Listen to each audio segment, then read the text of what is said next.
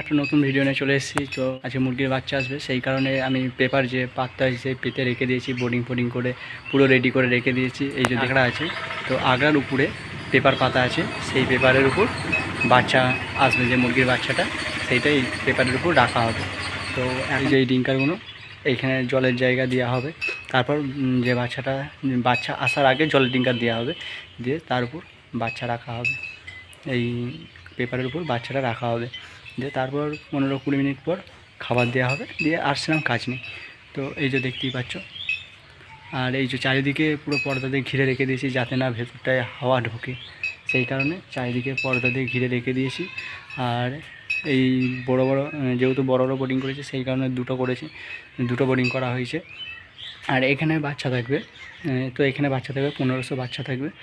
আর চারিদিকটা ঘেরা হয়েছে যাতে না হাওয়া ঢোকে, কেননা নতুন তো বাচ্চা আজকে প্রথম আসবে, তো আজকে বাচ্চা আসবে, সেই কারণে চারিদিকে পর্দা ঘিরে রেখে দিয়েছি, পর্দা দিয়ে ঘিরে রেখে দিয়েছি। বাচ্চা চারিদিকে ঘিরে আছে।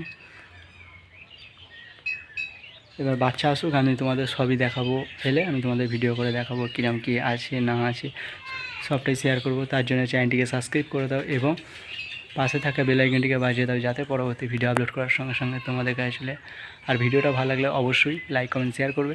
তো চলো আজকের মতন এই পর্যন্তই, আবার দেখা হচ্ছে নেক্সট ভিডিও।